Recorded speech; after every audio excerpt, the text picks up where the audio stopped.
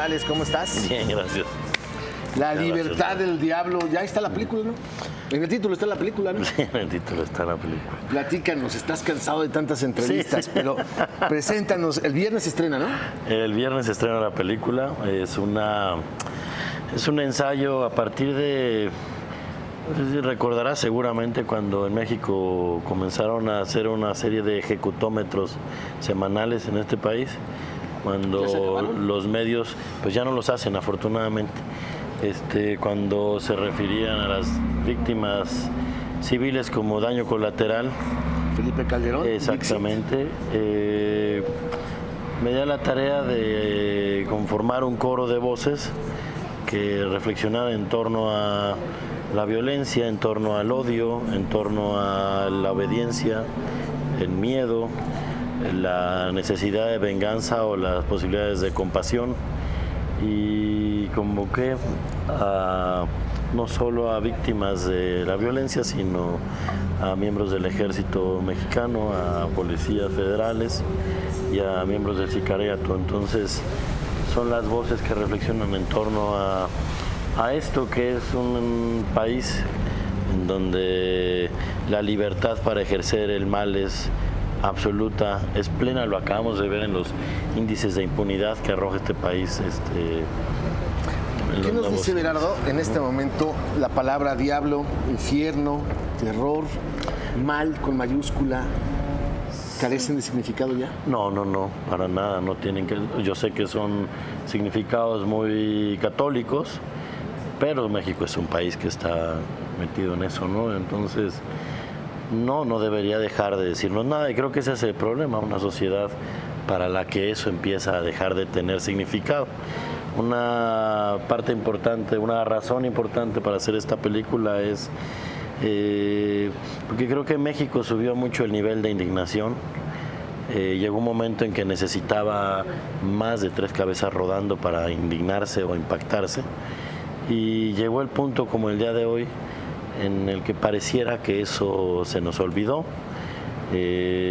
Hemos tenido los últimos 3 meses, los 3 meses más violentos. El año pasado el más violento. El año pasado el más violento, y es un recordatorio, es un acto de empatía para mirar no solo en quien fue violentado, sino quien provoca la violencia, que esto tiene que buscar una solución que no está en la guerra.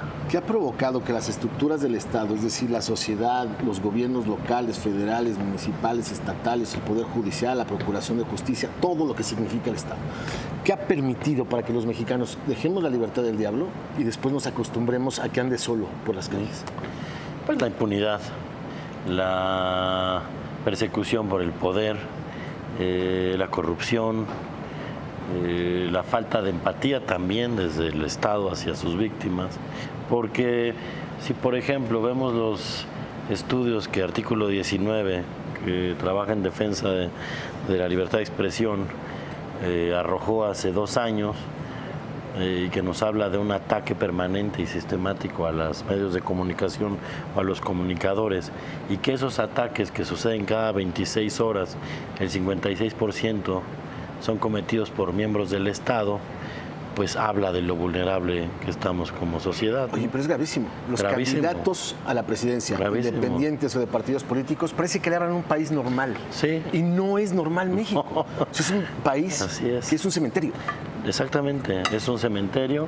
30,000 desapariciones forzadas, por lo menos en cifras semioficiales. Más de 270,000 ejecuciones. Hablan de más muerte que la que arrojó toda la guerra civil salvadoreña durante 12 años. Está leyendo en la mañana 500,000 muertos en la guerra de Siria en 10 años. Increíble, es increíble, efectivamente. Entonces, le hablan a un país que no existe. Y por eso estamos tan desconectados, porque también cada que nosotros abrimos los diarios, vemos su impunidad, nos sentimos completamente descobijados. Pero también la lección que se le da a los más jóvenes es que si tienes poder, serás impune. Y todo el mundo lo que persigue es el poder violentando al otro. Es peligroso lo que dice Andrés Manuel sobre el tema de la amnistía. Sí, mira, yo creo que no necesariamente es peligroso, a lo mejor lo explicó mal. Yo creo que se le vino de bote pronto. Lo que espero es que gane quien gane, pero no escucho ese discurso en ningún lugar. Por lo menos empuje a que se creen las comisiones de la verdad, en donde las víctimas sean la voz prioritaria, y que eso dé posibilidades de tener un momento de justicia transicional para pacificar este país, porque lo que es un hecho es que no hay cárceles que contengan a la cantidad de criminales que ha generado este país, Pues, y no hay armas suficientes, porque además, ¿qué es ganar esta guerra? esa es la pregunta. Ojalá te vaya muy bien en la... Muchas gracias. Estrenamos el viernes en las salas comerciales y en la Cineteca Nacional. Gracias por venir, Bernardo. Muchas gracias. Mucha suerte. Muchísimas gracias. Quédense con Susi Sáenz. Nos vemos a ratito, 6:45 de la tarde. Buena tarde, buena suerte.